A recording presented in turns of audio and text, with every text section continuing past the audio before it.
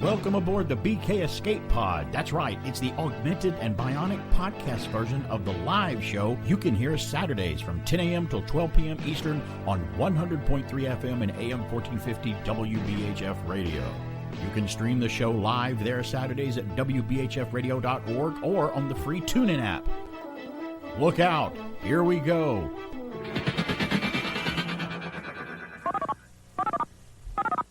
Portions of this show have been pre-recorded. Yeah. It's a podcast rebroadcast. All of it is pre-recorded. You big dummy. Stand by to receive our transmission. Oh, yeah, it's beginning to look a lot like Christmas. Of course, you wouldn't know it from the weather we got outside right now. Hey, it's BK on the air. Good morning. We got like, what is it, like the upper 60s right now? A high of 70 today? It's going up to almost, like 69 degrees. 69.99 degrees today as it's warm, and there's a cold front behind this little wedge that's headed our way. And in between all that, we may get a little dicey here later today with lightning and storms and winds and possible, who knows. And if you're listening on the podcast later, none of that's going to make sense because I'll just take it all out. Because if you listen to it a year later, it's not really going to matter. Oh, they were having a tornado warning like a year before. Although it is interesting to go back and go, oh, that's what was happening when this was recorded. Yeah, well, we can do that on the archives we save here at the station. But yeah, I have to, when I take this show and turn it into a podcast, I like to George Lucas it up. You know, I'll add things and change things and, and edit it and stuff like that. And I don't know, try to make it sound better. I don't know. I think it sounds different, because I'll add some classic commercials in there. So it's BK on the air. I'm glad everybody's joining us here today.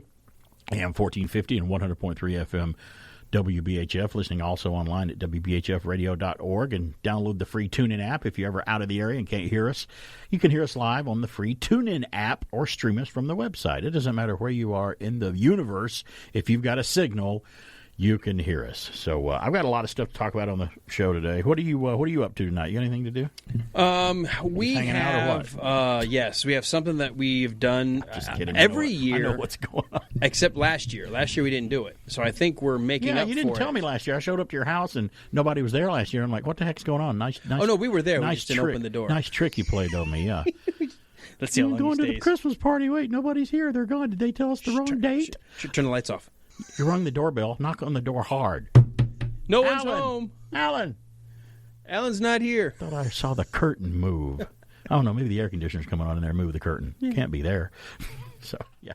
Looking forward to it. You're going to have a Christmas pâté tonight, and we always look forward to coming over. I'm bringing you something kind of cool tonight. So, because I hate, Stacy's like, we can't go to parties empty-handed. The right thing to do, etiquette-wise, is to take something. I'm like, well, I know that. Let's just pick up because we do it every year.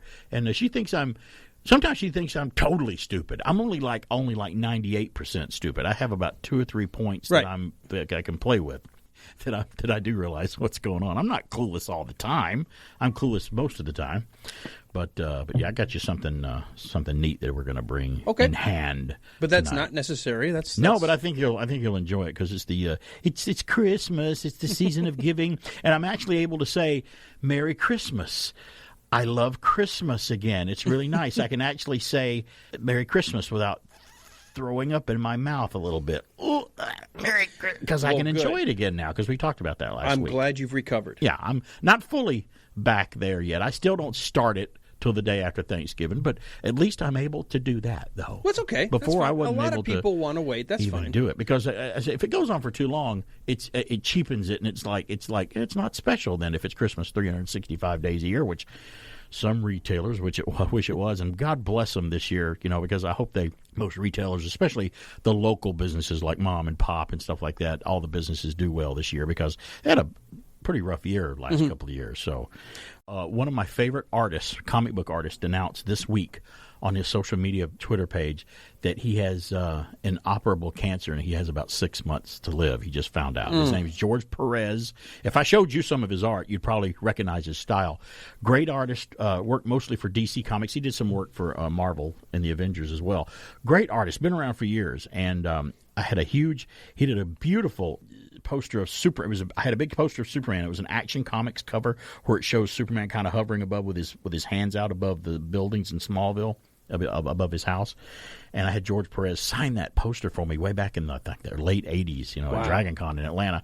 And to learn that about him this week, it felt very bad because he says instead of having treatment, which might prolong my life, but it would be very horrible to go through it. And he goes, I'm not going to worry about it. And it was tough to, you don't know celebrities and people, artists, singers, actors. You don't know them personally, and you and I have talked about this before. But you feel a closeness to them, even though they don't know you. You feel you know them because you've grown up with them a long time. I talked about Jack Kirby, the artist who invented the Eternals and Captain America. He was a very awesome artist. You look at his art; these people are talented. People just say, "Oh, that's comic book art. That's not real art." I'm like, have you taken a look at comic book art really closely? I don't think someone that would say that doesn't know what they're talking about, and they're very uneducated opinion about stuff like that, because art is art, and that's just as much art as anybody else does, the comic book artists. So we wish George Perez well, and posted a lot of tributes. Put a lot of James Install from Geek TV Radio posted some of his favorite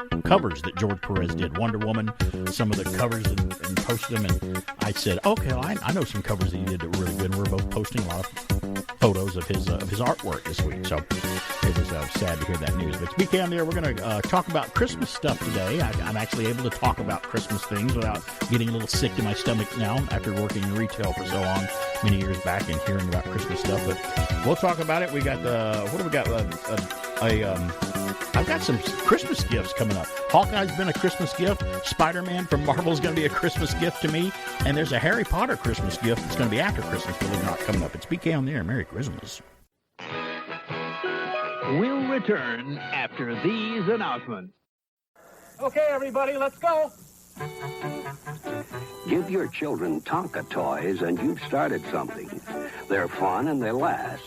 So very few families who have Tonka Toys have only one. In fact, the average is 7 per family. Now, honestly, when was the last time you parents were so happy with a product you wanted to have 6 more of them?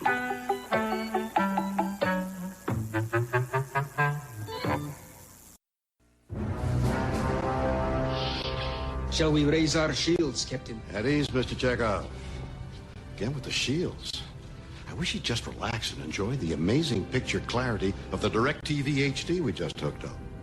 With what Starfleet just ponied up for this big screen TV, settling for cable would be illogical. What? I can't use that line? For picture quality that beats cable, you've got to get DirecTV. What are you? I'm an elf. An elf? Yes. You mean like a fairy? It's time to see the miracle. To hear the whole legend. The prophecy is coming to pass.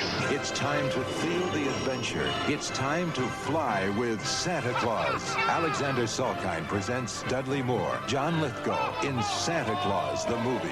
Seeing is believing. Starts Friday.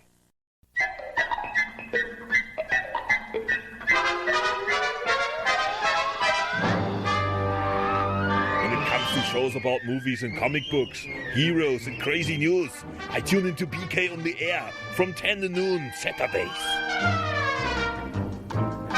Greetings, fellow classic TV fans. Batman has had his share of supervillains to battle, and one that has doubled as a love interest. The Batman Catwoman saga has been in the storyline for the better part of 80 years. During the first 2 seasons of the classic TV version, the incredible Julie Newmar donned the seductive black catsuit. Julie had a highly acclaimed career on Broadway and in films. She appeared on many classic TV shows like The Twilight Zone, Route 66, Star Trek, Get Smart, The Monkees, the list goes on. Reportedly, it was Newmar who lowered her Catwoman belt to accentuate her perfect hourglass figure. And I'd just like to add, meow. Later becoming an innovative clothing designer, Newmar gained 3 U.S. patents for her creations in women's undergarments. As a nutrition and healthy living advocate, she claims to have never drank, smoked, or taken drugs in her entire life. And she's also renowned for being highly gracious with her fans. So, with all this, I would say the casting of Julie Newmar as our bad but good Catwoman was the perfect choice. For BK on the Air, this is Pat McCormick with the Golden Rage of TV.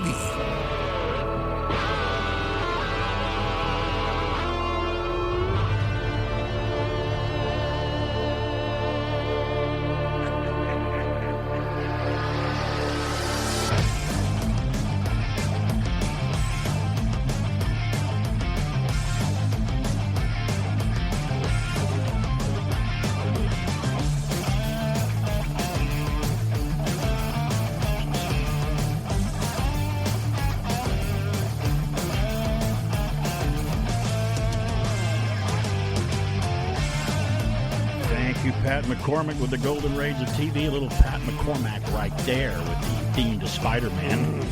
You didn't know he was a accomplished guitarist. He's a rock and roll. He sets a guitar on fire when he plays it. That's Pat right there playing the theme to the classic 60s Spider-Man cartoon. He released that on YouTube this week. He's had it around for a while, but he's kind of celebrating the opening next weekend of Spider-Man No Way Home from Marvel Studios, which by the way, I've already got my tickets to that. Do you really? Yeah, I had to get them because I think it broke the internet last week with people ordering tickets. I'm like, well, I want to be able to get them, but we didn't order them. We live like a mile from the theater that we go to, the one you went to see Ghostbusters with us, the NCG theater. And Stacy just goes, I'll just swing by and pick some up for us. I'm like, okay. And she Pun did. intended. No problem. Yeah. Just swing on by. She just webbed them right up and pulled the tickets right out. And then after she bought them, she went, my Stacy Tingle is telling me that Barry is very happy now because he knows I got our tickets for Spider-Man No Way Home. Every time I see the new trailer, they just came out with another new trailer on a TV, because TV spots are a little different sometimes. I'm looking at it, I'm like, I'm just as giddy as a little boy waiting to see this because this looks like this is going to be something else. The whole time they were filming this film, the director said, yeah, we were just referring this to as, on the set, we were just calling this Spider-Man Endgame when we were filming it because it's on that big of a scale and that big of a happening. And it's on track now. They're saying it's on track for over $1 billion at the box office. Now, Disney hasn't done that with Marvel since Endgame, I think. They haven't cracked the $1 billion If they can mark. pull that off, that's huge. In this post-pandemic thing that's been going on, if that's the first, I'd love to see Spider-Man No Way Home be the first movie to go back to $1 billion in gross, even more than that after the pandemic. I think that would send a big signal to everybody to go see movies. We'd be back on track. That would be great. Massive. And the more I hear about it, oh, by the way, they've just this is not a bootleg or a leak or anything illegal. They have released the first minute of the film on. You can watch it right now. Just it's 1 minute, the very first minute of the film. And you know what's fun about this movie is kind of like Halloween and Halloween 2. Mm-hmm. This movie takes place the second film stops at the end of Spider-Man Far From Home. Right when we got J. Jonah Jameson going live on Times Square. As they just announced he's Peter Parker, that's where this movie takes up. Perfect. I'm like, perfect. No time. For us, a long time has passed, but in the movie time, no time has passed at all. That technically means, although you can watch all three together, that means you could watch Far From Home and No Way Home back to back. It would be one of those where you could do that. So, Rocky 2? Spider-Man Far From Home. I'm looking forward to it, and I think when Pat McCormick, No Way Home. No Way Home. Yeah, see, they have homes in the title, and I get confused. I've called it that. Well, Far From Home. I just said that because that was the one that just came. That was the Far From Home. But you could also use that title for the third one because he's going to be far from home too in this one still. So, where is home? Yeah. Oh, dearie dear.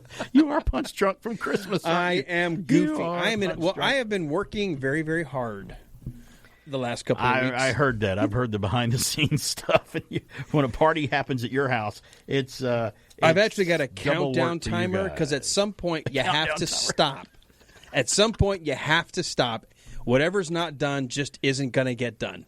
Well, my much better 0.5, Mrs. BK, she seems to get stressed out during the holidays from Thanksgiving to Christmas. And I'm like, well, honey, you're volunteering. You're doing all these things. You're doing all these wonderful things that you love to do. You go to an annual cookie bake where they all go and meet and bring different cookie recipes and raw cookie dough with them. And then you exchange the cookie dough. Then you go home and you cook it yourself. You bake them yourself. It's a big to-do. But she's trying to run around to do all this. I'm like, honey, when does it stop being fun and it's a chore to where it's driving you crazy? That's where it gets out of the fun range. To me, it's very important that it stay fun and non-stressful, and that's where I like to keep myself. That's where I stay. So I'm like, she's pulling her hair out getting this done. She's like, I can't find and I got to be here, and I got to volunteer over here, and then I got to go to church and do this, and I got to do that. I'm like, honey, why not next year give yourself a Christmas present and kind of dial that back a little bit, But don't you tell me how to have fun. Right, and then that in itself got me a dislocated shoulder when I said that. So I'm like, maybe that's just, some people do that. She is, if anyone's a type A, she's a type A in a good way because I'm not a type A personality. Now, I've been around people that accuse me of being type A's because they were unconscious all the time. Yeah. Of course, someone unconscious that didn't do anything would think I'm a type A, but I'm not. So, you and I chatted about this. We went to lunch last week after the show, and I said we did. We can be type A in certain discrete instances, like when we're directing a show or we're responsible for a project. We want to make sure it's the best we can do. We love doing a good job. Right. That doesn't mean every single thing in our lives is considered a type A job. Right. I don't think, though, overall, at my base core, I don't know that I would be considered a type A. No, I'm some people not. are all the time, 24 hours a day, even a type A when they're asleep. Right. It's like, I can tell while you're sleeping, and you're going through something, aren't you? You're thinking about something. The type B can't understand the type A any more than the type A can understand the type B. Right. The type A is like, how do you let so much disorder in your life? How do you do it, man? And but you know what? We seem to be good together. We seem to complement each other because she'll bring me up just to like this level, and then I'll pull her back down to that level, and we'll meet somewhere around the 4.5 foot mark.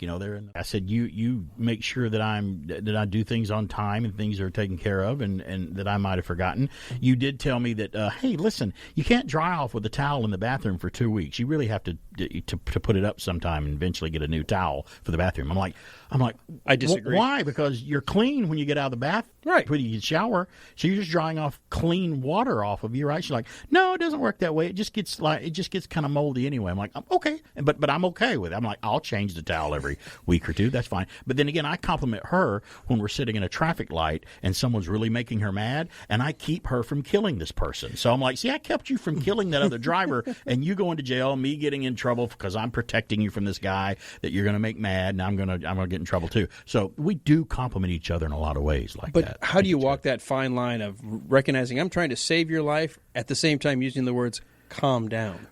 Right. I've used what's called I've used the thesaurus for that. Okay. I've found other words and ways to do it, I'm like, if you get in trouble and if I have to pay the bail to get you out of jail, we won't have the money for X, Y, or Z.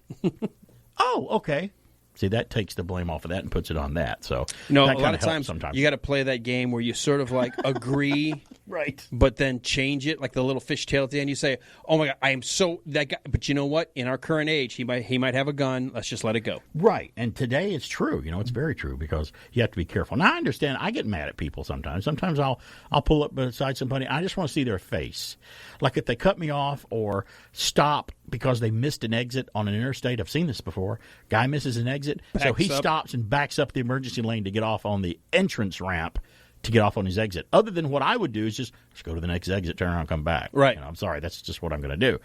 So sometimes I just have to go by these cars and pass them and I won't do anything, but I'll just look at their faces and I'm like, what does the face of stupidity look like? I want to see it so I'll remember that face of what you did. So anyway, that's what I do. Do you ever go by somebody and just do that little tisk, tisk, tisk, with you like, yeah, I know. And sometimes even they see you wrong. And they know you're doing that too, Sometimes that's all it takes. But at least you're not doing a gesture. That's just right. Sort of like, hey, and we got people looking at us on the air here like we're animals in a zoo. Hey, give us food. That's all right. We're on display. We want food. We're animals. Unfortunately, we're not for sale.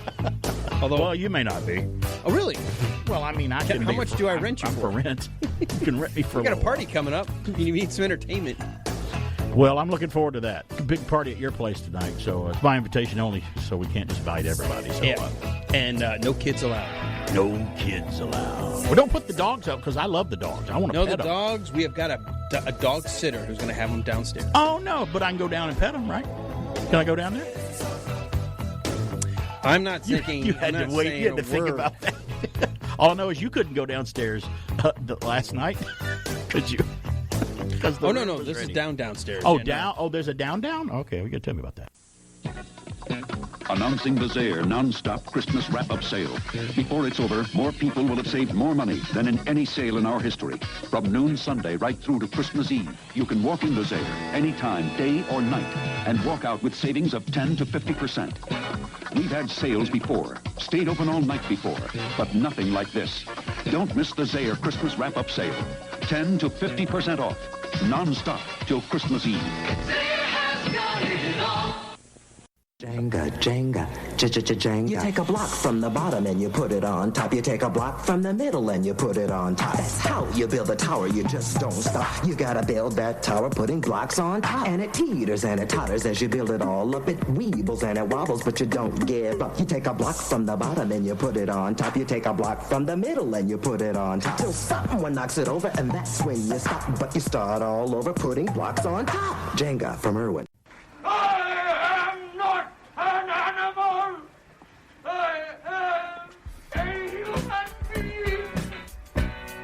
Hey, we're back. It's BK on the air. I want to tell you about Cartersville Bicycle Service and Supply right here in Cartersville. Right now, they have a great holiday offer for you from now until the end of the year. You can purchase a new bike at Cartersville Bicycle, and you get a limb helmet absolutely free. These helmets retail between $40 and $100. Lots of styles, colors, and sizes to choose from, and they've still got over 300 bicycles in stock. And guess what? There's no restrictions and no minimums on this deal. How often do you hear that? They're located at the corner of West Avenue and South Tennessee Street, and they're open 7 days a week from 7:30 a.m. till 4 p.m. Call them at 470-315-BIKE.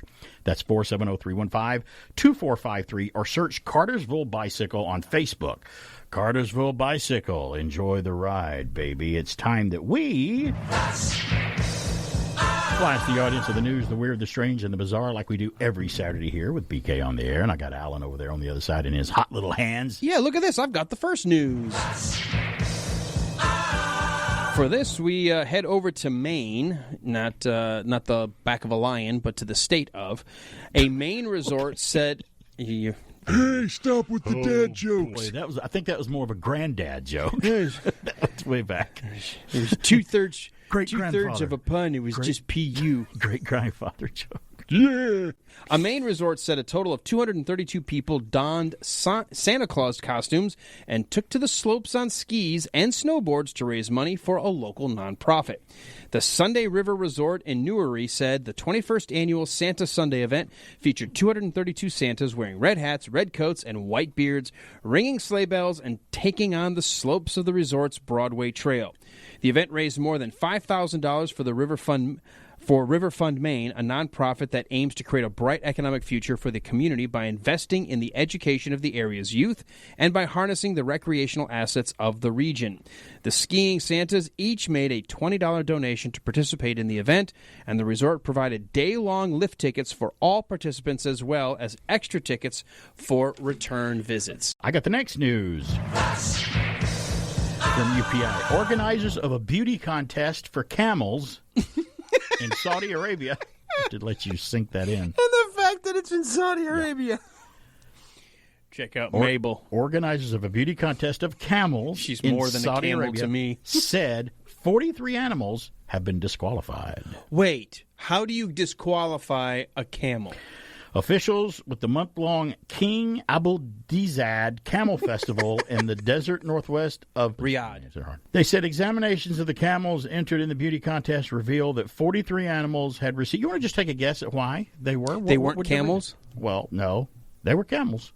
They had been modified? They'd been super enhanced? They received Botox injections, facelift procedures, hormone injections, and other banned enhancements. Now, were they hump reductions or enhancements? I'm sure they were enhancements. Look at the size of the humps on that help camel. You with that hump. What hump? The contest, which carries the price of $66 million for the winning animal. That's why they're doing it. Look at the prize. For the animal's breeder who wins that, features judges rating the camels based on the shape of their heads, necks, and humps, as well as the camel's dress and postures.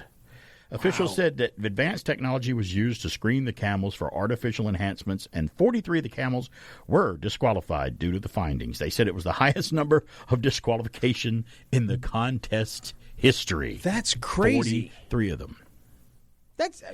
I know it was a big prize package, but don't you think they're going to catch you? You laughed at the first line of the story. I did. You didn't know it was going to get even funnier as we went along. It's crazy. I'm easily amused. All right. I've got the next news. Hey, look at this. Oh, see, you laughed. You are easily amused.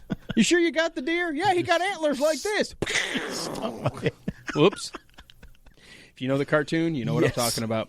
A Milwaukee brewery is celebrating the holiday season with an extra festive beer made using spruce from the city's official Christmas tree. Okay. All right. Black Husky Brewery, which opened in 2016, announced that its latest brew, Tree Spruce, features spruce from the Milwaukee Christmas tree.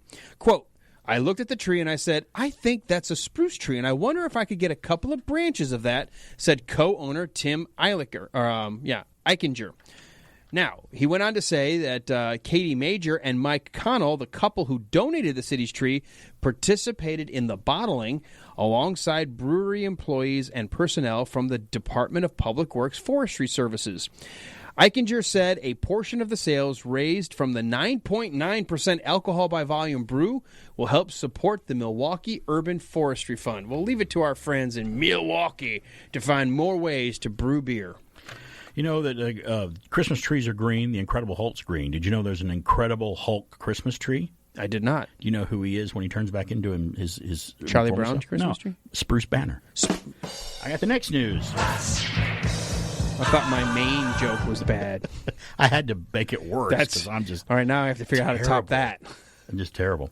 A British cosplayer broke his own Guinness World Record when his Incredible Hulk costume, made entirely of balloons, was measured at 11 feet 7 inches tall. And you go online and do a search for the Incredible Hulk balloon costume. You won't believe it. It looks really great, but it is huge, and it's made out of balloons. Tom Kent of London, who previously set the Guinness record for the largest balloon costume with an 8-foot 7.5-inch Pikachu costume in 2017, beat his own record with the Hulk costume he constructed from balloons for this year's Liverpool Comic-Con 2021. Guinness folks measured Kent's costume at the event and verified it's measured 11 feet 7 inches tall. Are you going on looking it up? No. I thought you were going to look at it on your phone. It actually looks pretty good. Kent celebrated his new title by allowing children in attendance at the convention to pop the balloons once he exited the costume. Wow. So that's kind of cool. Did I ever tell you that Mrs. BK, you know when the balloon artists will take the balloons and make the animals out of them, and the noise that balloons make? She cannot stand that noise. Oh, really? It makes her nose itch, and she has to leave the room. She's like, that sound, I cannot handle that sound. She's real OCD when it comes to that balloon scraping, squeaky noise. Not popping them. I mean, popping is not a big deal. You've given me an idea for later. You're going to have balloons tonight? I'm going to make that noise. Okay. I will tell you now that it's been nice knowing you. Okay. Well, tell you what. If you refrain from telling my wife what you said you were going to tell her, no, I will already refrain. Told you. If you do that with her, I'll tell your wife tonight, I think the Christmas party's great, but the house could have been a little cleaner. You and I will both just do that and go, and we're out of here. Mic drop. We're done. We're checking out of life. And not sure what programming will be like in 2022, but there's a lot of dust on the top of that refrigerator I noticed in the kitchen. I'm sorry. Nature abhors a vacuum. Somebody will fill our spot. That's true. Thank you, Spock. All right. Let us go to the final news. Yes, once again, UPI, a New York family who set a Guinness World Record with 601,736,000 Christmas lights on their property in 2014, said this year's display tops their own record now with 687,000. What in the wide world of sports is going on here? Yeah, Tim Gay of LaGrangeville, whose family first set the record with most lights on a residential property back in 2012 before topping in 2014, said his latest version of the holiday lights display, named for his children's initials, he calls it Erdajt, ERDAJT, features 687,000 on the air. lights. We'll be back. The makers of Pert Shampoo wish you a beautiful holiday. Deck the halls with boughs of holly. Fa la la la la la la la la. 'Tis the season to be jolly. Fa la la la la la la la la. Don we now our gay apparel. Fa la la la la la la la la. This holiday, bounce and behave and be beautiful. La la la la la la la la. $6 million man, ready to operate and command. Colonel Steve Austin is the $6 million man, complete with the technology to replace his bionic modules. Check him out with the bionic transport and repair station. Control his amazing lifting strength. See through his wide-angle bionic eye. The man, his bionic transport that becomes a repair station, and a working backpack radio.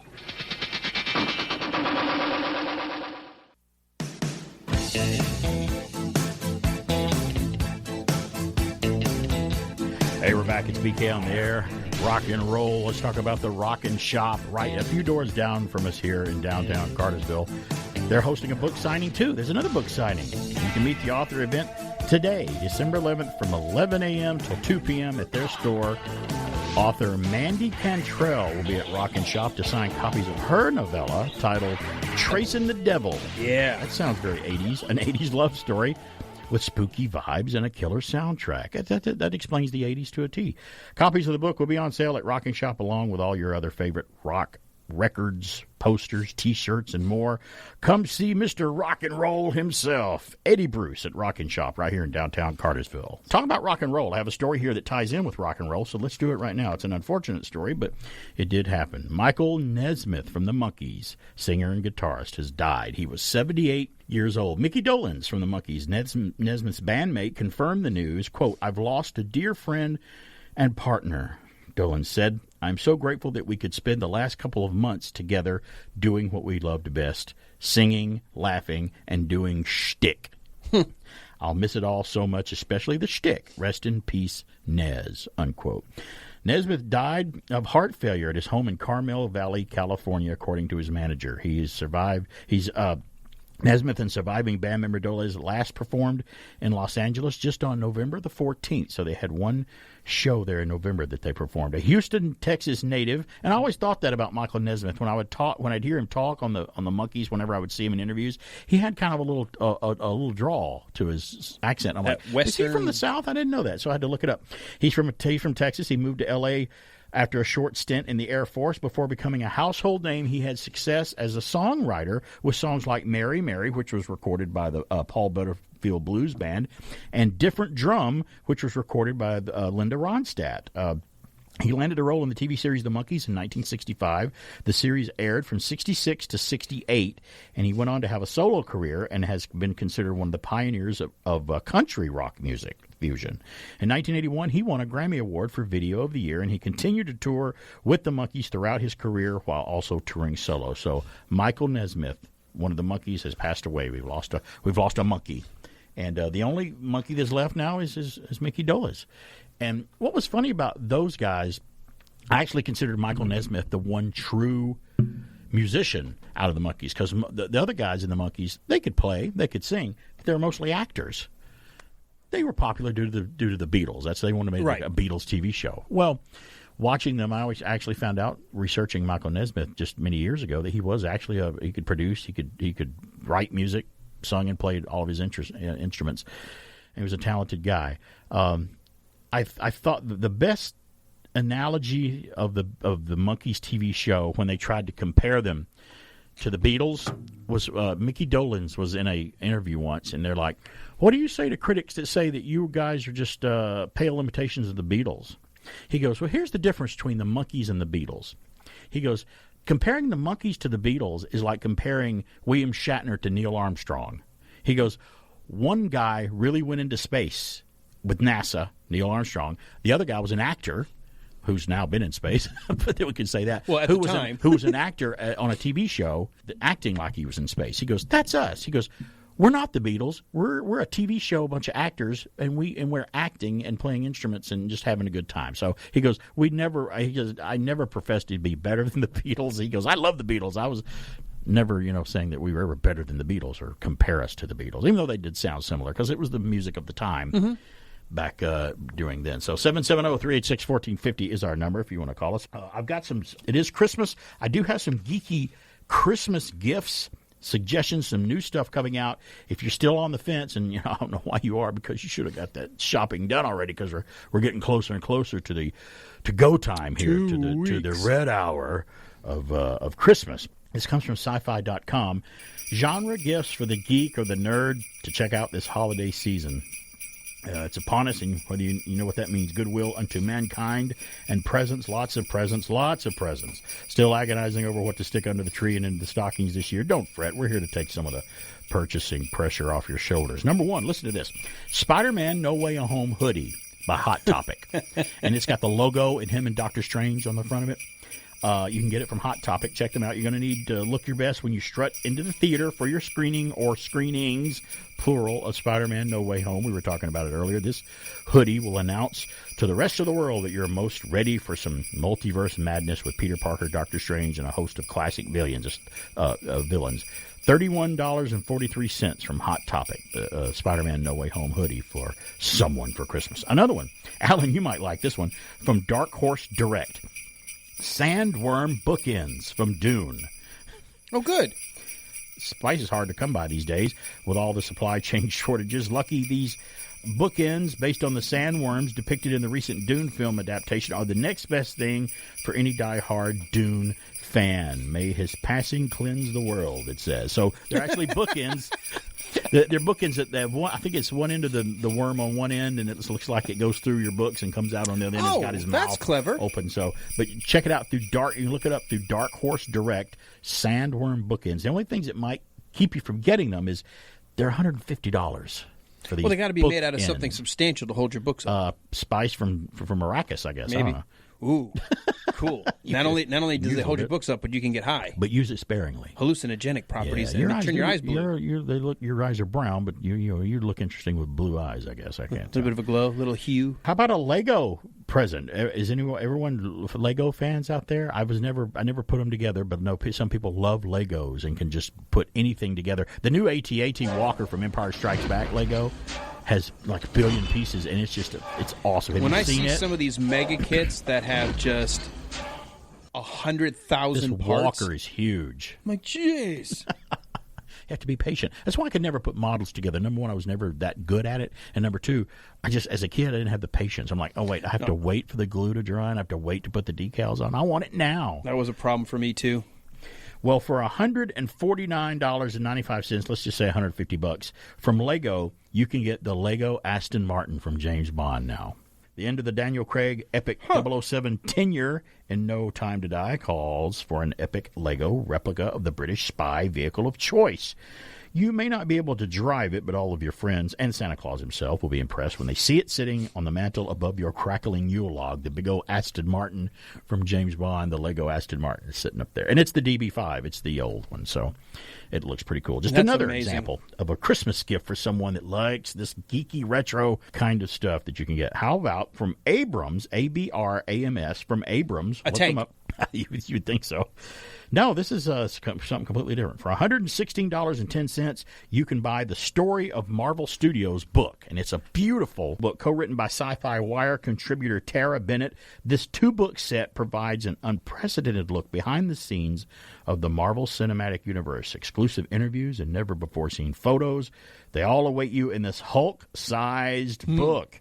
No pun Kevin intended. Feige penned the foreword, and Robert Downey Jr. handled the afterword in the book. So that's Nice. that carries a lot of weight to have those two guys writing stuff in that book there. I know people, I read stuff online. I don't buy books anymore. This is a beautiful book. It would look great on your coffee table, and it's just a nice, cool thing to have. And I don't think you could look this stuff up that's in this book. It's not online. It's not an online book. It's a beautiful hardcover book. So let's keep going here. Got another interesting gift here. How about from $27.50 from Cine Replicas, you can get a Time Turner necklace from Harry Potter. That would be neat. And it looks just like the Time Turner necklace that it Hermione spin? uses, and it spins. And it can't actually reverse the flow of time, but this Time Turner replica, it's a must-have for any Harry Potter fans. That's the one thing it can't do. I mean, some people won't buy it just for that reason, especially if you're a fan of The Prisoner of Azkaban, which happens to be my favorite film out of all the Harry Potter films. The inner rings can even be rotated to reveal a special engraving that reads, quote, "I mark the hours, everyone, nor have I yet outrun the sun. My use and value unto you are gauged by what you have to do," unquote. That's what it says. That's from the book. On the inside. So, and I wonder if the actual prop they used in the movie had that engraved just for I don't remember seeing it, but no, that was an actual quote they didn't from the book. Close up on it where you could see the engraving. That would be really close. So another good, awesome gift for the geeky nerd or a Harry Potter fan.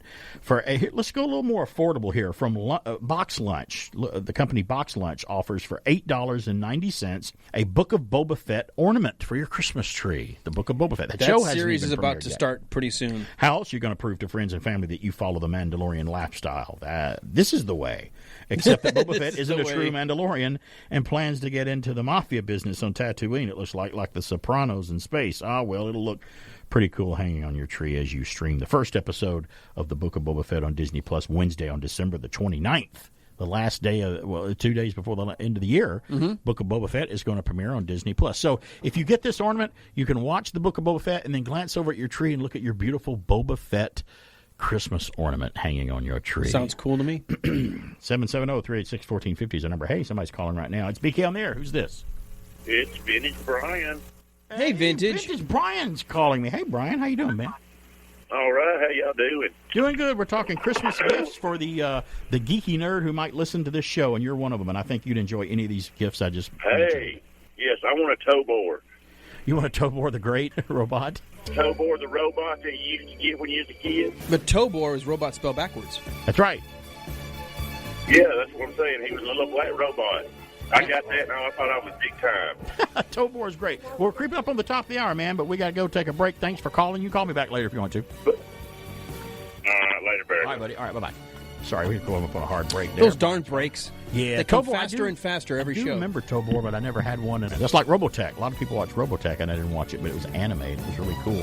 And talk about a money-making product. Robotech had a board game for it, and the robots. And they were video games, everything. So awesome. These robots that guys get in, they were mecha things you got in and controlled, and they're kind of like Transformers without being Transformers. The guys got in them. I wanted one. Man, I'm glad that Mrs. BK doesn't have a Robotech when we're on the road. It'd be a totally different story. Wouldn't make the news, though. We'll return after these messages. Here's a space-age gift for kids from Radio Shack. The original Space Patrol walkie-talkie. You get 2 for just $14.95 a pair, and they really work. They're crystal-controlled and battery-operated, just like Dad's bigger CB units. And they're built in Radio Shack's own electronics factory. So this Christmas, thrill your kids with a $14.95 a pair Space Patrol. Only at Radio Shack. A Tandy company.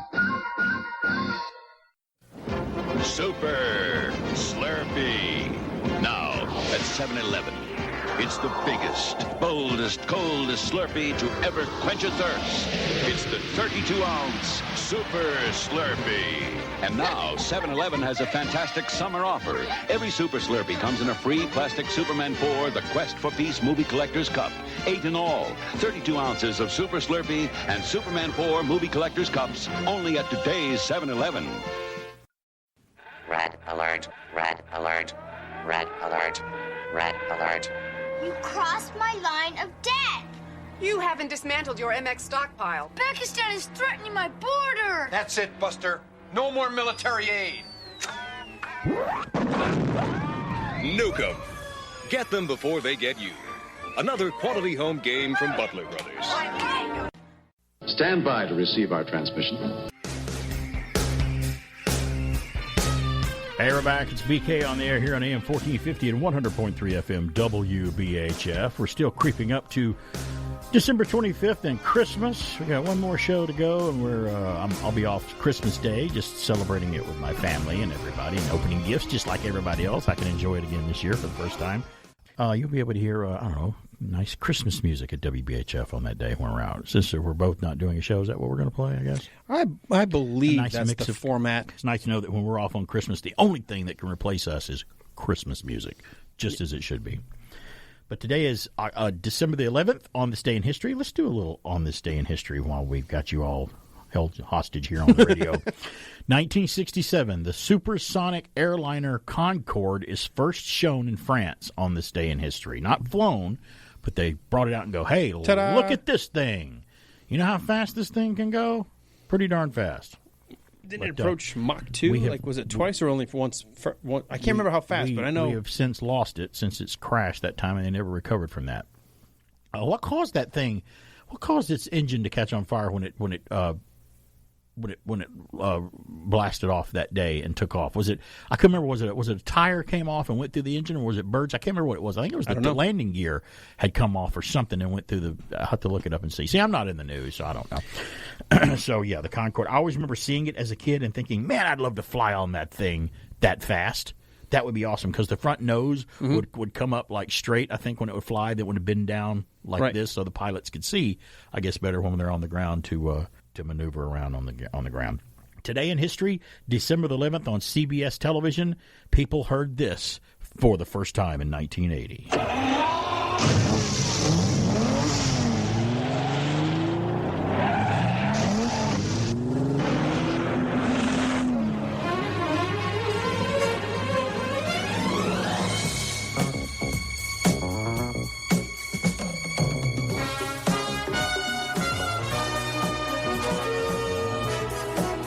That's right, Tom Selleck, Magnum PI, starring Tom Selleck, premiered on CBS on this day, December the 11th. Now, wait a minute, in history.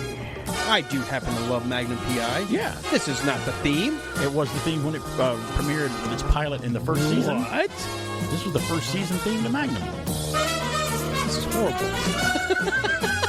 Sounds like just your regular old 70s TV show theme. That's the problem. It was a 70s sound. This is the 80s, man. It was 1980, but it was still stuck in 1979. Hey! Magnum PI on CBS. Hey, man, I'm going to drive a Ferrari. And what's funny is that's written by the same guys that wrote the theme that they replaced it with. Mike Post and Pete Carpenter wrote that theme, too.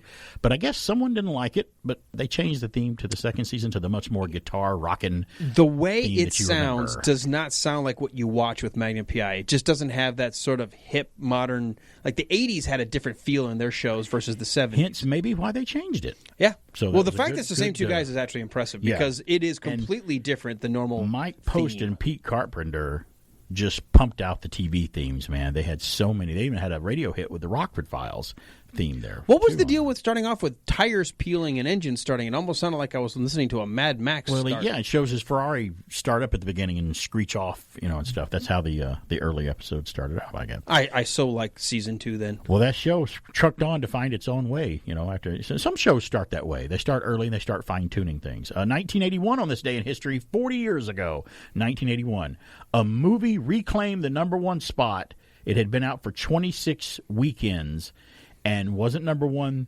before this day, but it went back to number one on this day in history back in 1981. You want to guess what it was? Raiders of the Lost Ark? Raiders of the Lost Ark. That's exactly what reclaimed the number one spot today, 40 years Think about ago. that. Back before there were like 16 house movie theaters and there wasn't like 17 movies coming out every weekend. Right.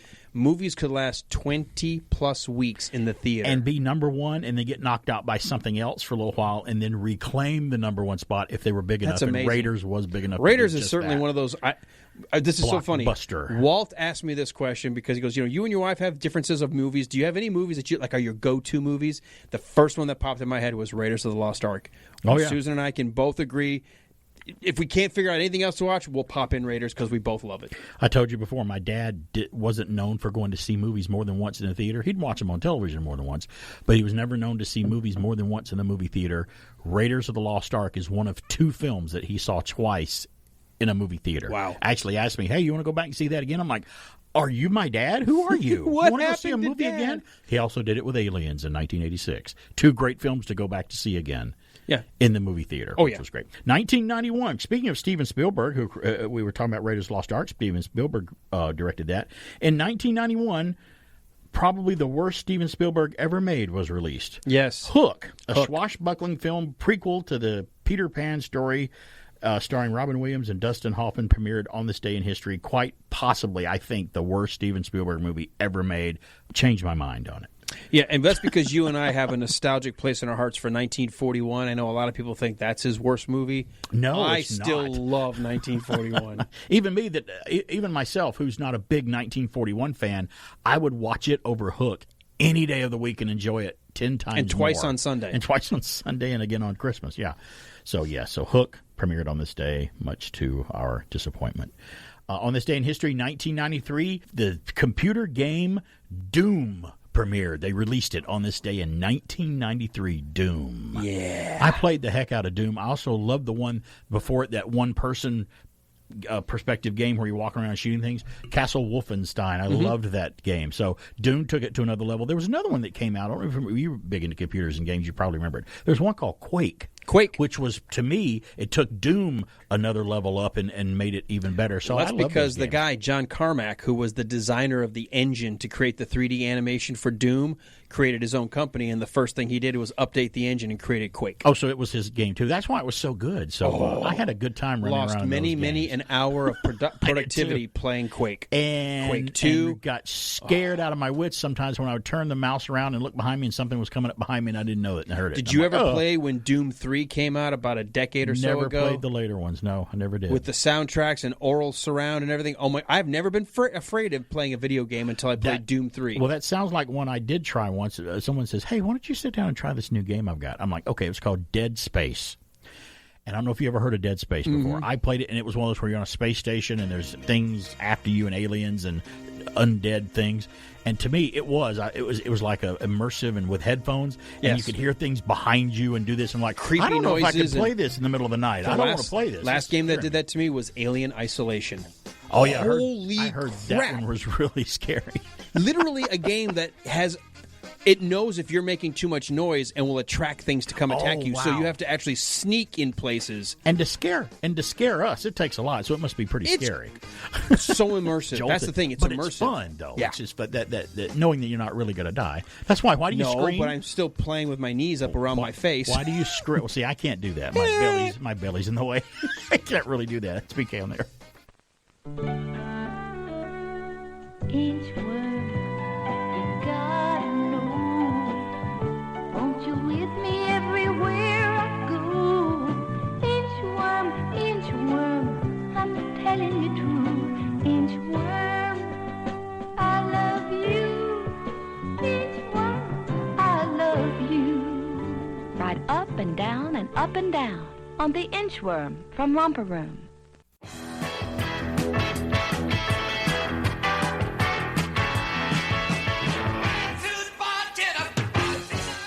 Hey, we're back. It's PK on the air here. Let's continue with On This Day in History. We've got a few left here to go through. On This Day in History, 1998, December 11th, Shakespeare in Love, the movie premiered Great on this flick. day. I figured you'd like that movie. Well, you know what I liked about it? I haven't seen that but once, many years ago. Isn't the guy from Kingsman, Colin Firth, in that? No. Who's in it? Who's in that? It's Ralph Fiennes' younger brother is playing the lead, and it's Gwyneth Paltrow plays the lead. Oh, okay. And you do have... no, you're right, from the Kingsman. It's Colin Firth. It is He's Colin in it. Firth. Yeah, well, who he is in it. plays That's what I thought, yeah. the guy who thinks he's marrying this woman who doesn't realize she's dressing up as a man. I haven't seen it. I need to see it, and I need to see if you've never Love seen Actually, it, too. you would like it simply because it's Shakespeare, but it's done in a very fun kind of I way. like Shakespeare. I don't shy away from Shakespeare. But I mean, it's not like you have to understand Shakespeare. It's good if you know the play. Right. But they do. It's so funny because he initially wants to call it Ethel and the Two Pirates, and they're like, "Oh, that's a good name." I understand Shakespeare. I understand it. Yeah. Check it out. I do understand that Shakespeare didn't really write all that stuff. Stop it. So, well, that's what I heard. Well, And you heard wrong. 2009, another video game premiered, Angry Birds. A Finnish puzzle video game was released internationally on this day in 2009. A lot of people addicted to that. Oh, and it was a sad day in 2015. A sad day.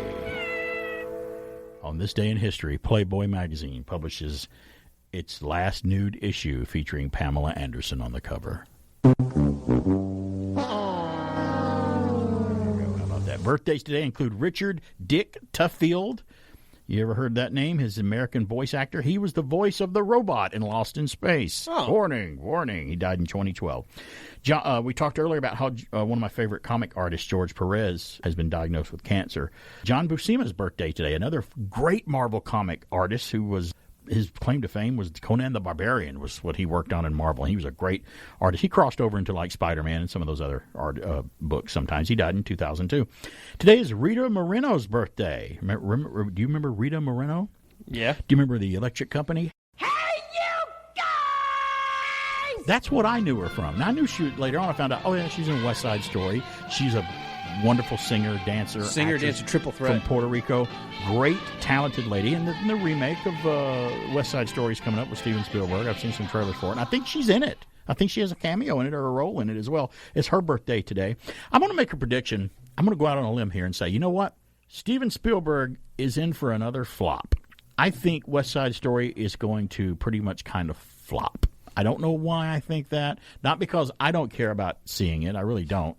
But I just predict I don't think it's going to do well at all. I really don't. I just feel like why. It was one of his little pet projects. He always said he'd love to do a remake of it. Then he's doing it in a time when we really don't do musicals on the big screen. Right. Very rarely do you get one. I mean, I guess you had what was it? The L.A. What was it? What was the one that came out a few years ago? Oh, I don't remember. L.A. I know the one you're something. talking about. Yeah. And, of course, Disney Plus went and put Hamilton straight, too. There's a video version, but I don't know if that counts. It's a stage show that you're filming. He remakes things that he liked growing up, and I know that. And he remade The War of the Worlds. I didn't care for his remake of War of the Worlds. It wasn't that great. I didn't care for, again, Hook was his kind of Peter Pan thing, and we didn't like that. So I'm just going to, I could be wrong. I'm not betting any money here, but I'm just saying I think West Side Story is going to tank. Also, isn't it going up against Spider-Man? I don't know, maybe. Think Spidey's going to win the day there. It's not very wise. I mean, and you'll also have Matrix Resurrection coming out. Yes, and I'm not very excited of seeing that either. I saw the trailer for it, and I will probably watch it, but I was so tainted after the second and the third Matrix movie where I'm like, okay, I've seen all this before. It's the Matrix. I know. The first one's fantastic. I love the first Matrix film. It's great, and they could have stopped right there. But I may just see this one to go, oh, maybe they're trying to make up for the third one, so maybe I'll go see it just to see what's going on. Today is Terry Garr's birthday. We're very familiar with Miss Terry Garr. Love Terry American Garr. actress, Mr. Mom, Young Frankenstein, Close Encounters of the Third Kind, Tootsie. She was in an original Star Trek episode called Assignment Earth, which was a pilot for a new show, but they didn't pick it up, where she plays a real ditzy, imagine that, blonde secretary in that show. You know what's funny about being in Star Trek is I've seen interviews with Terry where someone will bring that up. She goes, I don't want to talk about being in that. She won't talk about being in Star Trek. I don't know whether she doesn't like it. And she's very outspoken. If you see her in interviews, she says exactly what's on her mind. She doesn't hold back. She didn't hold back about how she didn't like Gene Wilder. And Frankenstein, she thought he was like a little stinker. Like, oh, he was annoying and blah, blah, blah. Don't get me wrong. He's talented, but he's annoying. Today, hey, by the way, we're really enjoying Hawkeye on Disney Plus. Today is Haley Steinfeld's birthday. Today, it's her birthday. I didn't know this when I was flipping one night. When I was still able to use the movie room. Yeah, when was that? You're not able. You're barred from the movie room. I heard that. Susan went to bed a little early, and I was like, "Well, I've got time to watch Did you something." sneak And I was Well, this was when I was still okay. Oh, okay, yeah. I was flipping around, and I forgot how much I liked the movie Ender's Game, the Orson Scott Card thing with Harrison Ford, Viola Davis play the leads, and this young kid. I'm watching, and all of a sudden, I see this very, very young girl. I'm like, that girl looks like the girl who plays in Hawkeye. That her? It was her. Haley Steinfeld was in Ender's Game. I didn't know that. I think Stacy watched that, and I may have been half watching it with her, and I didn't know that. I listened. They had a 4K version that took advantage of the surround sound, and I'm surprised Susan didn't come down and say, "Stop shaking the house." But that's how I like to watch my movies. She was in. I first saw her in True Grit with Jeff Bridges. She's phenomenal in that. She's in Pitch Perfect, and she's in the TV show Hawkeye that we're enjoying right now. And that's She's so good in Hawkeye. Two Marvel comic Christmas gifts to me right now. Hawkeye was a Christmas gift. I'm enjoying the heck out of it leading right up to Christmas. And what I think will be my second Marvel Christmas gift will be SpiderMan No Way Home. And I'm really looking forward to that, too. Today is December 11th. It's National App Day today. Oh, download an app. It encourages all to explore the possibilities of apps afford us. The word app was listed as the word of the year in 2010 by the American Dialect Society. And everybody knows that it's short for software application. So there you go. A lot of people don't know what pod in podcast stands for. Right. And I thought that was funny. Everybody thinks it means the iPod. Yeah, it's because it's a pod. You're using a pod. You're using a pod. No. It's very simple. Play on demand. P-O-D. It's a podcast. You can listen to it whenever you want. And speaking of that, let's do a little podcast plug. You can listen to BK on the air. I turn it to the BK Escape Pod. I take this show and like a cook, I add things and I take away things and I jazz it up and make it look a little better. Put a little Botox in there. Like I don't have a camel in thing. So I don't have a horse. I don't have a camel in this race. So And so you can listen to the BK Escape Pod. It's pretty fun if you want to give it a listen on Spotify, on Anchor, on YouTube, on SoundCloud. Just search for the BK on the Air podcast, and you'll find it wherever it is out there to grab. And you have a podcast as well that you can plug too. Sure, why not? The Wilder Ride started off as a Gene Wilder Movies by Minutes podcast. First 2 seasons, one dedicated to Young Frankenstein, followed by Blazing Saddles. COVID changed us into more of a talk show. We are planning to get back to, we keep saying it, to doing some movies, but have had some great fun changing it into an interview show. Only a couple of episodes left. Let me tease the one dropping this coming week. We finally got him to commit. We interviewed Eric Von Hessler from the Von Hessler Doctrine. From WSB in Atlanta. From WSB. Wow. A guy who normally wants to be in charge of his show and is he's very reclusive. He doesn't go out partying and doing. He's always very a homebody. Right. Very careful of his images. Joined us, and we had a blast. Wow. That's coming up this coming week. Jim Dunham was our awesome. guest last week. That dropped this past Wednesday or Thursday. Wow. Jim Dunham from the Booth Western Art Museum. That was fun. There's a lot of cool guests. Just go look at the library. Jim Dunham was a consultant on Tombstone, wasn't he? The movie Tombstone. We might have even talked a moment or two about that movie. I had the pleasure of being on stage once with Jim Dunham in a version of A Christmas Carol. He played Scrooge when we did it at the Grand Theater right here beside WBHF. It was fun having him being on stage with him. I was Fezziwig. It was so fun to throw a party. Fun to do that. Talk about Christmas. That was a great play to do. 770-386-1450 is our number. Someone's calling right now. Hey, it's BK on the Air. Hello. This is Jeff. What's going on, BK? Nothing much, Jeff. Are you ready for Christmas? Are you all prepared? I hope she is. You hope she is? You're like, I don't know about me, but she is. She takes care of all that stuff. I just sit back and watch. Well, good. That's the way it should be. Did you get to watch Hawkeye? You said you were going to watch Hawkeye on Disney Plus. Did you get to watch it? No, you didn't. No, you told me to watch Lost in Space. Oh, Lost in Space. Well, did you watch that? I did. What'd you think? I liked it. Wasn't it a great update from the old show? It still had the same elements, the story, the robot and everything, Will Robinson, all that cool stuff, but it was updated and it was very well done, wasn't it? Yeah, update. I have to admit, the graphics sure was a lot better. Oh, yeah. The special effects were a little just better. a hair, Yeah, hardly noticeable. Exactly. So, well, that's good, man. So what's going on in your world today? What else is happening? Well, my world, not a thing. Just sitting back, waiting on Christmas to come, and counting down the days and getting ready to go to the Savoy.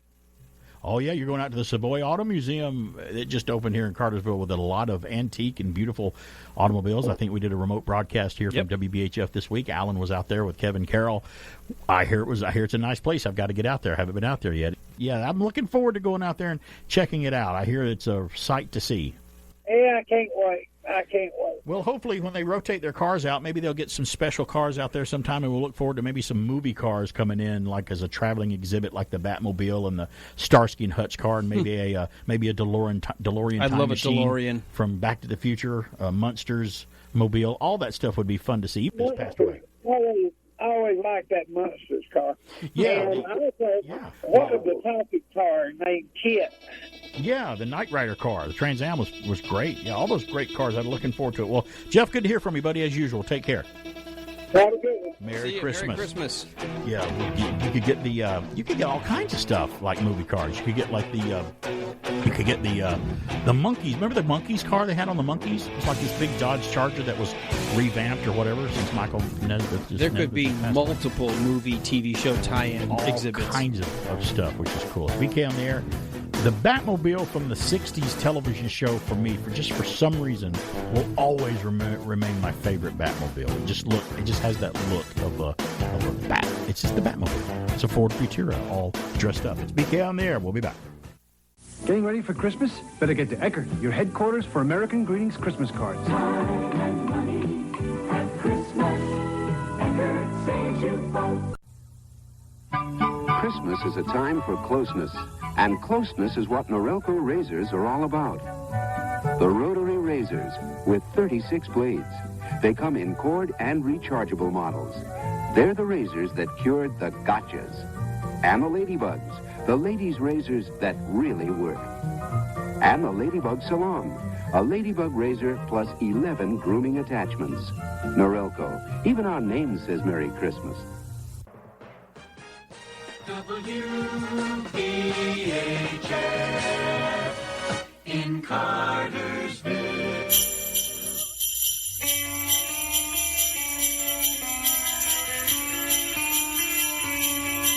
Ho, ho!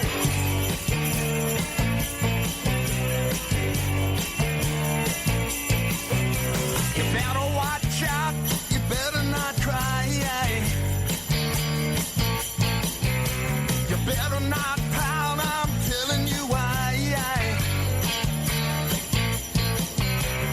Making a list, checking it twice. Right, BK on the air here. He's gonna find out who's naughty and nice. Saying Merry Christmas, yeah. WBHF. Son, I've got your number. I've been real good all year. I just can't wait for Christmas. Santa Claus is coming to town. Santa Claus is coming to town. Santa Claus is coming to town. You know, when I was younger, I heard that song. And we were going to be really smart kids, you know. And when we got out of school, we're like, let's call 867-5309 on the phone and see who we get. You know, hearing that, I'm reminded why they were called one-hit wonders. Why? That was terrible. Oh, well, that wasn't them. That was somebody doing them. So anyway, Still terrible. But I love Jenny. I thought it was a Jenny's a great song. A He, one-hit wonder. How many other songs can you name by Tommy Two-Tone? We call that number in school, and we got this big angry guy that didn't appreciate us calling and asking for Jenny. So I don't know who it was back in the day, back when you could just call a number and didn't have to worry about an area code or anything like that. But it's not that number, 867-5309, or even Santa Claus is coming to town. It's 770-386-1450 is our number. Somebody was trying to call. Call back if you missed. We went to a commercial break and we missed a call, so call us back if you so wish. Another fun gift idea for your geek/retro person. How about for $50 from Insight Editions, you can buy the Jurassic Park, The Ultimate Visual History. There's no better way to prepare for the impending release of the upcoming Jurassic World Dominion movie next summer than a definitive look back at the original trilogy that started it all. Written by James Mottram, Jurassic Park, The Ultimate Visual History features an introduction by Laura Dern, a foreword by Sam Neill, and an afterword by Jeff Goldblum. So all three of those added to the to that visual book. Those visual books that come out are all awesome. You know, they did Star Wars versions of those where if you buy those visual dictionary guides of these movies, you get to see incredibly beautiful close-up of the props and things in the movies and stuff like that they would have that sometimes didn't make it on camera, especially in the Star Wars films. You got to see props and close-ups of guns and the laser guns and stuff, which was great. How about one more? For $39.92, from Her Universe, you can buy the Time Variance Authority Windbreaker from Loki. You can flaunt your proud with the variant on the background. You can proudly flaunt your variant status with this licensed TVA jacket inspired by Marvel Studios' Loki on Disney+. So you can find it at Her Universe. Just look it up. The Time Variance Authority Windbreaker. 770-386-1450 is our number. Somebody's calling right now. Hello, it's BK on the air. Who's this? Hello, Barry. Hello, Eric. How you doing? I'm good, I guess. Are you in the? You sound like you're in the festive Christmas spirit. Yeah. Something happened that took you out of that? Yeah. What happened? That live in front of a studio audience thing that came on the other night. Oh, they did. That's right. They did another one. Did they do The Facts of Life? Is that the one they did? Yeah, and the different strokes. The only thing I saw of that was the intro with Lisa Welchel coming out singing the theme song to the show. That's all I saw. I didn't see anything That was else. the only thing good about it. Okay, well, then I saw the best thing about it then, so that's good. Awesome. So you watched the whole thing, huh? That has become a Christmas tradition for me. Yeah. I did see the All in Family one, though. I saw that one. It just wasn't no. Yeah, they are. They just can't do it now. I don't know. I know they try to do it, and they're paying homage to it, but I watch it, and I go, I'd really just rather pull out the old show and watch it instead of watch their version of it. The different strokes one was bad. It was just... Was it bad, too? Because they had Kevin Hart and Damon Wayans as Arnold and Willis, and I was just like... Wow. Okay. So Well, I saw Good Time. They did Good Times, and then All in the Family before. I didn't like either one of those, but that worked. Well, you know the problem with that now is what is the deal? What happened with breaking character being considered unprofessional? Because now that seems to be the only thing they do on Saturday Night Live is crack up and break characters. Every skit they do, they start cracking each other up. And I understand maybe doing it a little bit or just a little wink or a nod, but now everyone seemed to do it. Jamie Foxx did it during the All in the Family one they did, the live one. He totally forgot his lines, flubbed up, messed up, and instead of continuing on like he should, he actually called it out and looked at the camera and he goes, I messed up. That was the wrong line. This is live. I'm like, don't do that. Don't do that. But anyway, that's just me. I don't like that. I don't know. Don't get it. I may be getting old, and yes, I said it, but I didn't know. Well, you know, I will tell you this. You are correct. Every day that you continue to be alive, you do get old. That's true.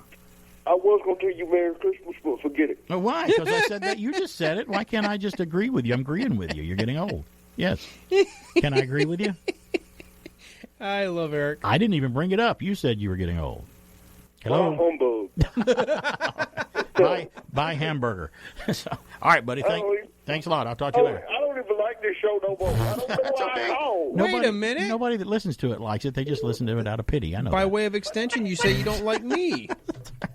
What Well, he does. He calls you when I'm not here, when you're hosting the show. So, yeah. 770-386-1450 is our number. Somebody else is calling in. Hey, it's BK on the air. Hello. Alan, BK, how are y'all this morning? Good. Happy holidays. Happy holidays and Merry Christmas. How are you? Yeah, Merry Christmas. There you go. What's going on? Well, you guys were, kind of boasting a little bit about who all you met, this and that, and I appreciate that, but you'll never believe who I ran into one night back in 2011 or 12. I was downtown Atlanta. I walked in. I was staying at the hotel that night. Robert Duvall. Wow, Robert Duvall. That's a big talented actor. I've always been a fan of his. So have I. I sat down. He asked me to sit down, and we sat there for about 15 minutes. And best people say they've never been starstruck. I was like, Wow. But I finally got to where I could talk. Wow. And it was unbelievable. That's amazing. I know people love him. Are you outside in the wind? Oh, he's in the wind. I get a lot of wind coming in on your phone. I know that a lot of people love him in the Godfather, and I'm sure, as rightly so. But is there any movie he hasn't done well? My two favorite standout performances by Robert Duvall are, number one, a movie he did called Tender Mercies was a fantastic movie, and The Apostle was fantastic. He got a great. We talked about that a couple weeks ago off air. And Lonesome Dove. And if you've never seen The Great Santini, where he plays the pilot, what a great film that is, a biopic that movie is. Well, I haven't seen the movie they were filming, but the last ones that he made back a few years ago, 11 or 12, they were making a movie about a golf pro. Oh, okay, and he was in that?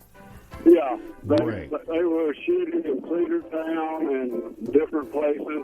Well, but anyway, it was a great conversation, and I'll never forget it. Well, Georgia's a great spot for filming movies. We get to run into a lot of people, which is great. He's a great talent, and thanks for calling in and sharing this with us, Charles. I appreciate it. Merry Christmas. All right, Merry take Christmas. care. Bye-bye. Yeah, Robert Duvall, that talent, man. I'd be starstruck cool. too. He was just he's cool. amazing. And he can play. When he was in Tender Mercies and The Apostle, he did a Southern accent and totally sold me that he was Southern, and he's not from the South at all. I can spot a fake Southern accent a mile away. It's BK on the air. No fake Southern accents around here. They're all real. I'm from Alabama, but don't tell anybody. Shh.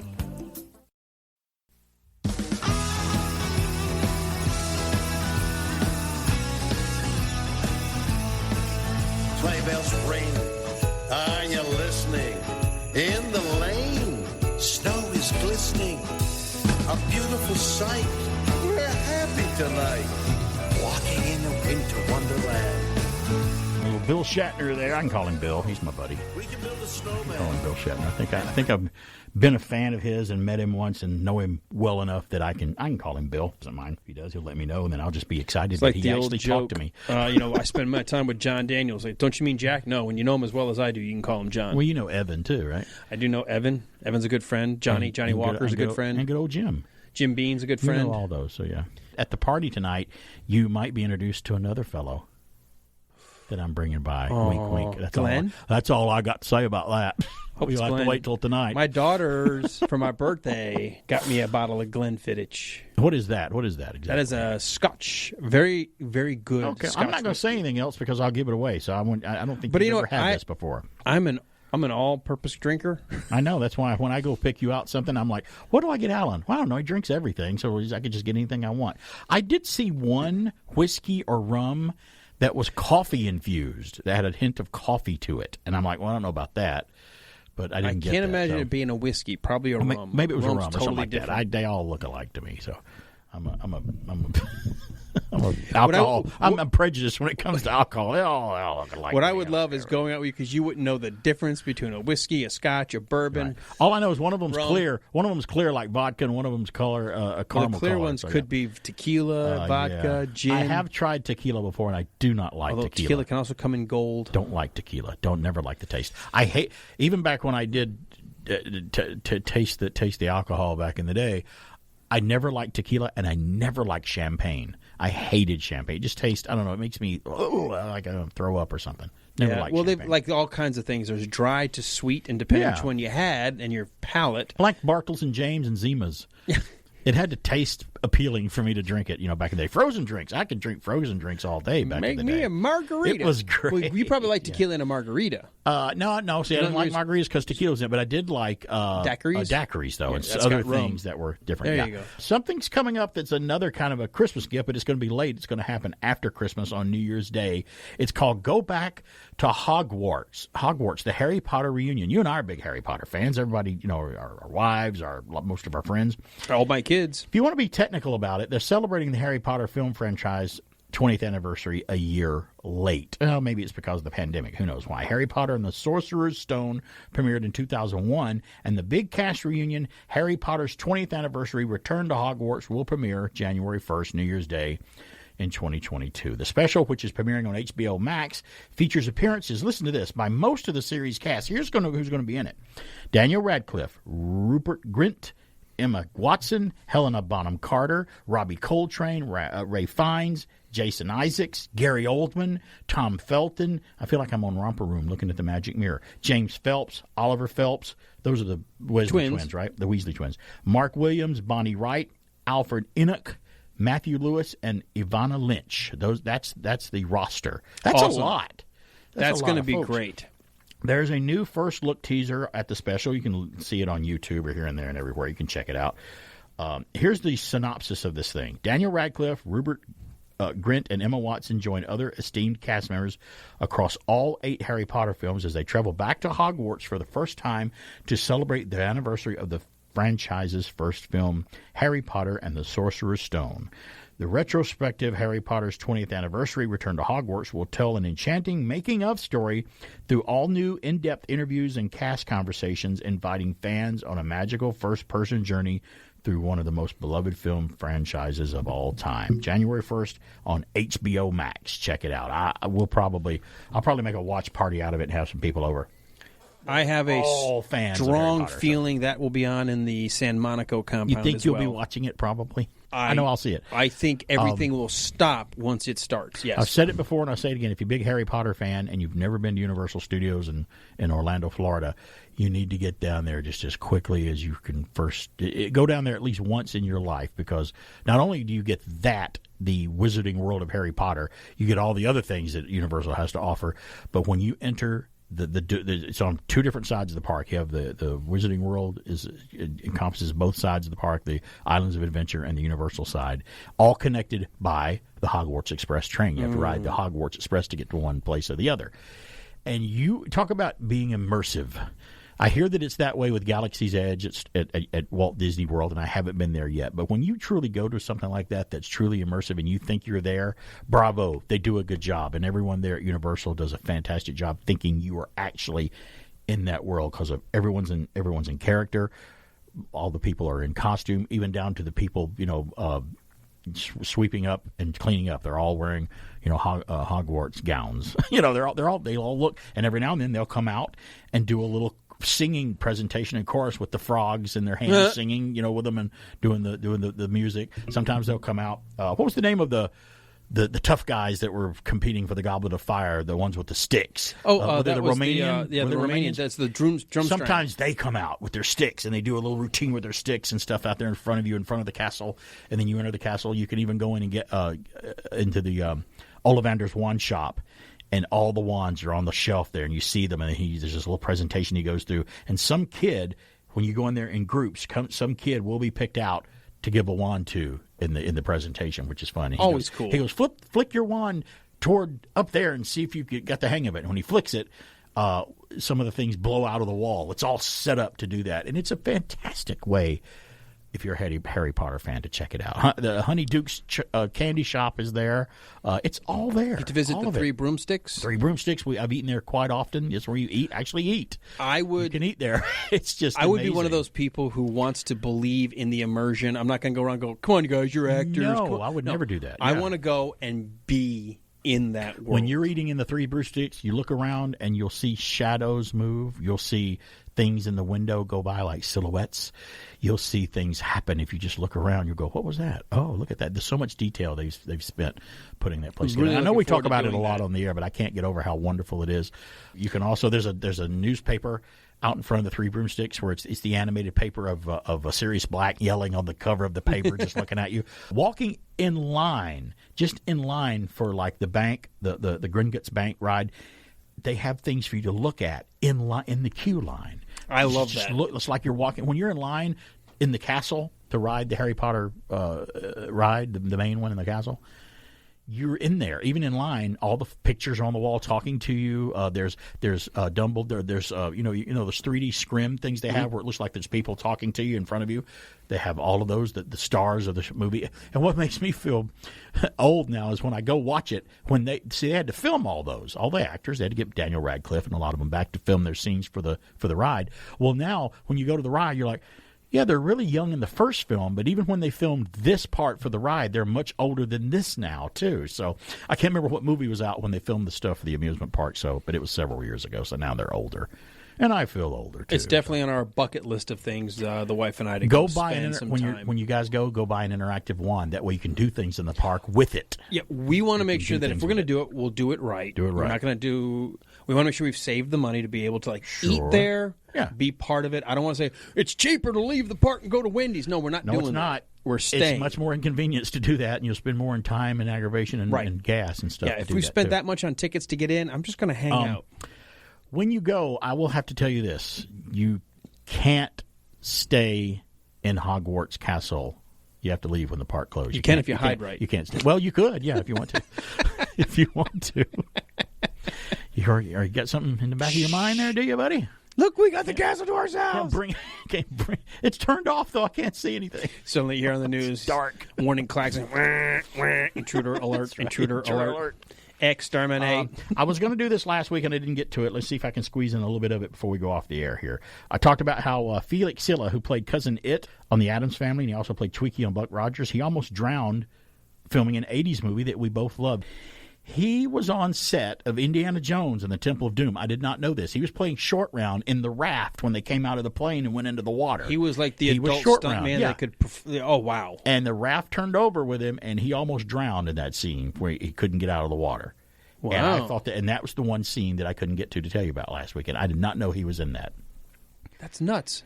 He said, sailing down a river in a flimsy raft for Indiana Jones was a far cry from shuffling around as Silla did for 2 decades earlier on the Addams Family. He said for a few moments when that raft was on the top of his head, he was worried he would drown. Instead, when he was rescued, Indiana Jones director Steven Spielberg insisted that he not go back in the river, declaring, "Don't let Felix go in the water anymore. I need him to finish the film." He can't go back in the water. So apparently he stood in for Short Round for several scenes in Indiana Jones and the Temple of Doom. Cousin It, Felix Silla. I met him once. He was a cool guy. He was at Dragon Con, and he was sitting... It was great. It was like a Buck Rogers reunion. It was Felix Silla sitting beside Gil Gerard, sitting beside Aaron Gray, who played Wilma on Buck Rogers. That would have been nice. And they were all just talking about being in Buck Rogers, greeting fans, being personable and nice and Isn't everything. that Kind of cool. one that's ripe for a Netflix series? A reboot It would be of nice Buck as in Rogers? an episodic form. It really would be. Kind of update it like Lost in Space, and it Right, would be exactly just as like good. Lost in Space. And maybe have a cameo by Gil Gerard. Maybe some of these guys. Even It would be better. great. It's BK on And there. Aaron Thanks. Gray. Merry Christmas. We'll have our last Christmas show next Saturday. Merry Christmas. BK on there. Merry Christmas. Give it up! Podcast Magazine presents the Hot 50 Countdown. Hi, it's Rob Actis, host of the podcast magazine Hot 50 Countdown. Join me as I count them down from 50 to number 1, the top 50 podcasts in the land as determined by you, the podcast fans. From true crime, society and culture, self-help, health and fitness, science, and every podcast category in between. The Hot 50 Countdown is here. And don't forget to vote for BK on the Air as one of your favorite podcasts at podcastmagazine.com.